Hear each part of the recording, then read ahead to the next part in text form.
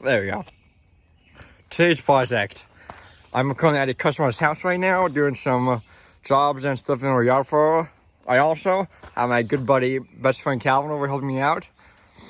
So what we gotta do today is, we'll walk through the yard first. So we gotta mow the grass today. We gotta move that pile of wood where the wheelbarrow is too, for her. This needs to be cut, and then we gotta go to this side. Now, what I'm about to use may look stupid to some people. I think this is gonna work a lot better than doing another way, because it's tight, branches, like all low-hanging branches. I don't want to hit my head on. So I think, and like all this is hill, so all this is hill. And we got flower beds right here. And we got this backyard to mow too. It's all tight. We just finished up doing a big job for today. That's why I had my buddy Calvin help me out today. Two people makes life a lot easier. Sure does. Yeah, so what we're gonna do is we're gonna weed whack the whole yard. Weed whack the whole entire thing. It probably looks stupid, but it was downpouring this morning, as Calvin knows. I didn't want to get the push mark soaking wet at all this morning. So luckily, my father's truck has a back cover, so I can push my hotspot was a weed whacker. So yeah, and that's my buddy's weed whacker. That's his batteries. So mine's gas. I use gas. And he uses battery more than gas. I haven't experienced battery yet at all. I've used a steel cam, 135 commercial grade combi system battery at school. I thought it was nice. The trigger was a bit finicky on that thing, but once I figure it out, I think I like it. So mine is the older Echo. Something commercial grade. Now, his has a guard on it, but mine doesn't. Mine had one on it, but then I took it off because I prefer to weed whack without the guard on. That is personal preference. It just is. So I prefer the one guard off. The thing with battery too is you can't put as thick of string in there. I 1.105 in my weed whackers. I like the thick stuff with the thick reeds and stuff because all my lawns are thick. And I have thick reeds and I have wires and stuff too that I'll hit with the weed whacker. So that's the thing with battery too. You can't put as thick of string in the head. That sort of thing. This has pineapple choke. Well, on-off switch triggers. That sums up on my gas powered equipment. And we'll have Calvin talk about his battery, specs and stuff. Sure, so this is the Ryobi Whisper series 1 plus HP brushless, right? And we've got a 4 amp hour battery in here, lithium. So we've got our full 4 bars on our indicator. Now, a difference between this one and some gas-powered weed whackers is you do feel the difference when the battery indicator will get low. You're not going to get as much power as you would while using a gas powered one. You'll have more of a constant stream of power with one of these. Yeah.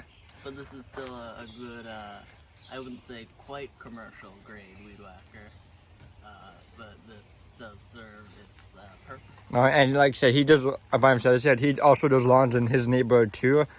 So yeah, and then I noticed you have some extra batteries here too. What's the story with these? Sure.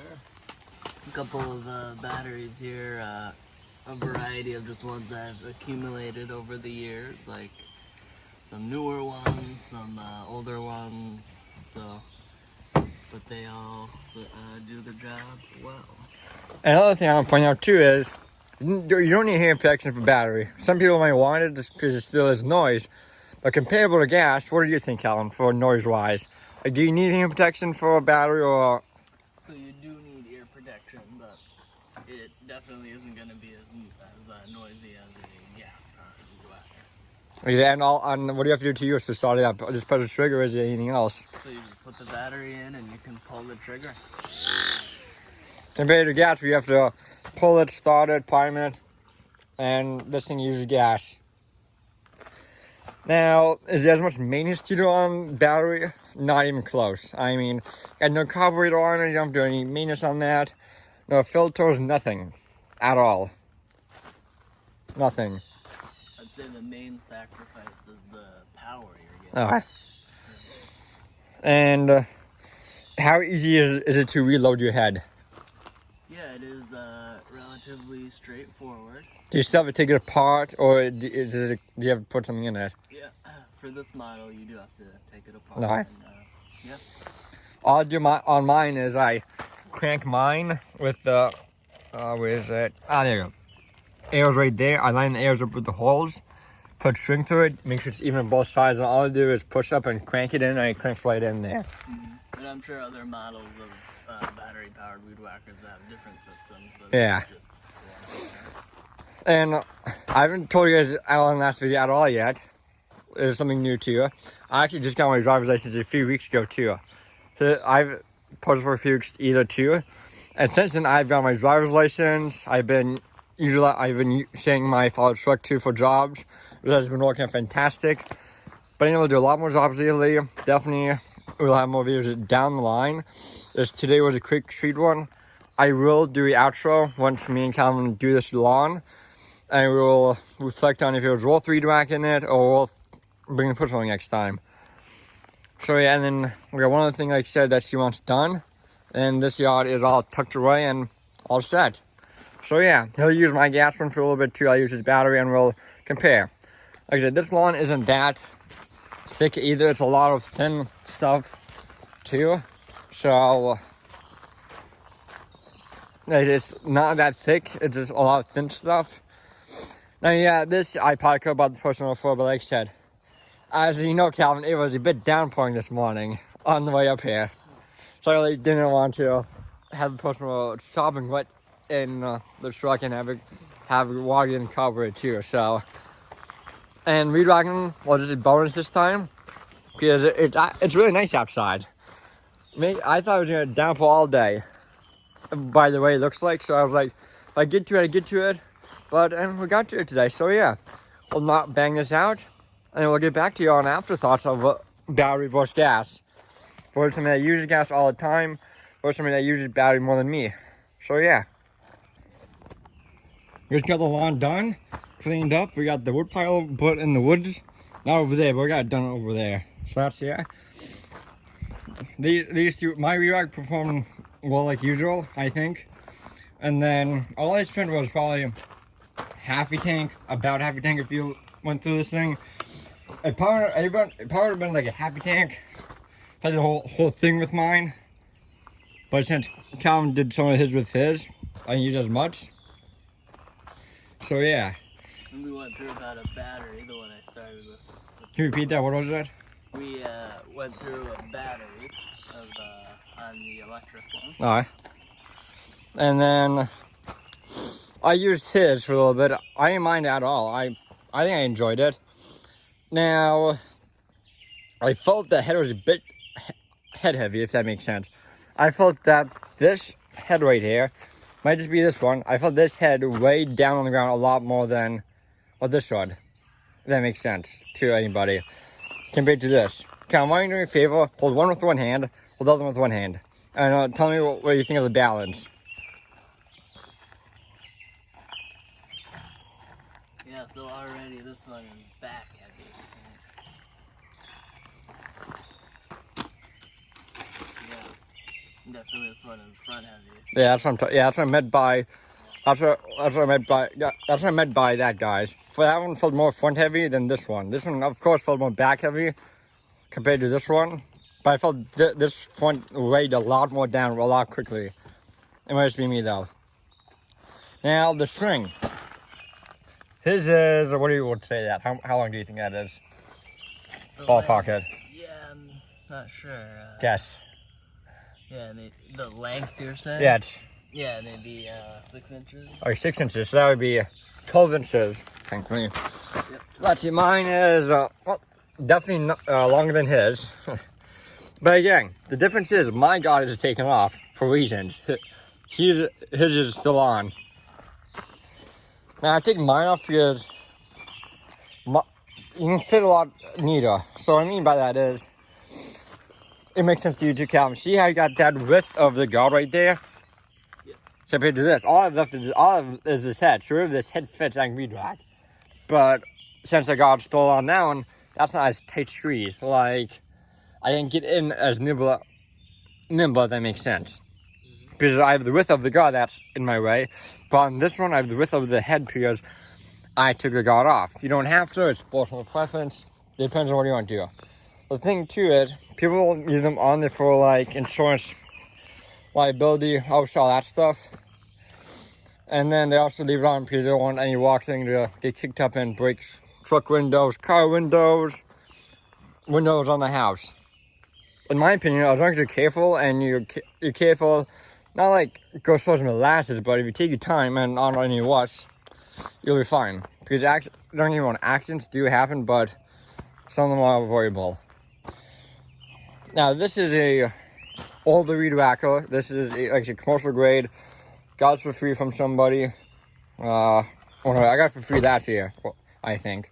So this thing's older. How old is your weed whacker? So this one's about a year or two old, No. I'd say. Yep. Mine sat on the dude's truck for a year in the wet, pouring rain all summer.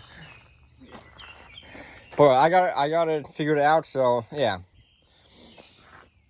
And also, the difference too is you can't one blade on that one, if I'm mistaken. You can't put like blade on that Wyobi and cut down bush with it. Correct. Unlike mine, you can put a blade on that thing and it's gonna go right through it. Might just be me though. Yeah, I'm pretty sure you're right. I think, yeah. Pretty sure you're No. right. And I did let Calvin use my gas power for a little bit. What do you think of it? So it's much more powerful, and but the trade-off is if you're new to it, this one is harder to handle, whereas this Alright. one is easier to handle. Fair enough. So you're sacrificing, the power for ease of handling. So you think if someone was about to buy a weed whacker this year, 2026, if someone was going to go to Home Depot, Lowe's, Tractor Supply, and buy a weed whacker, and they bought their first house, this is their first lawn to maintain, they've never weed whacked before. This is first time for everything. Let's say that. Do you think they're better off buying a battery one to learn the hang of it, or gas? Or do you think it depends on the person?